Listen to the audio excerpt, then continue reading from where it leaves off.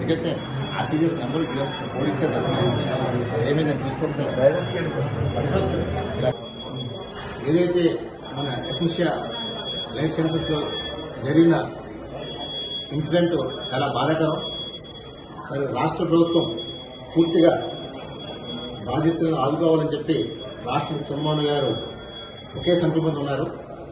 డిఫరెంట్గా ఇక్కడ 7 ఎవరైతే అడ్మిట్ అయ్యారో విక్టిమ్స్ వాళ్ళందరికీ కూడా నేను 50 లక్షలు అనుకోవడం జరిగింది. ఇప్పుడే చూపించారు 50 లక్షలు ఇచ్చినట్టు హోమ్ మినిస్టర్ గారు, వాళ్ళ అకౌంట్ కూడా చేరిపోయినాయి. అతను మేము కోరుతుంది ఒకటే,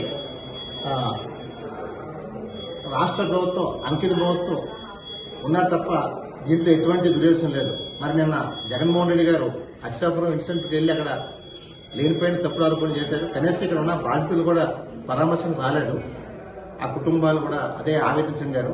మరి ఈవేళ కేవలం అక్కడ వెళ్ళి మాజీ మంత్రి అమర్నాథ్ ఇంటికి వెళ్ళి ఫోటోలు దిగారు తప్ప ఇక్కడ బాధితులు ఎవరైతే 7 ఉన్నారో కనీసం ఆ కుటుంబ సభ్యులు పరామర్శ కూడా మాజీ ముఖ్యమంత్రి రాలేదు. ఇది చాలా తీవ్రంగా ఖండిస్తున్నాం.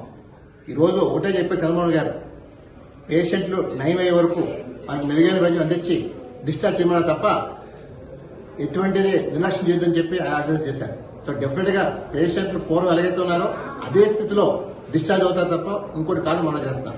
కానీ ఇప్పటికైనా సరే వైసీపీ నాయకులు అనవసరంగా తప్పుడు ఆరోపణలు చేయమాకండి. చేసి ప్రభుత్వాన్ని సాయం చేసి ప్రభుత్వాన్ని ఆదరించడం తప్ప మీకు చేత కాకపోతే మాత్రం విమర్శలు మాత్రం మానుకోమని చెప్పి తెలుగుదేశం హెచ్చరిస్తుంది.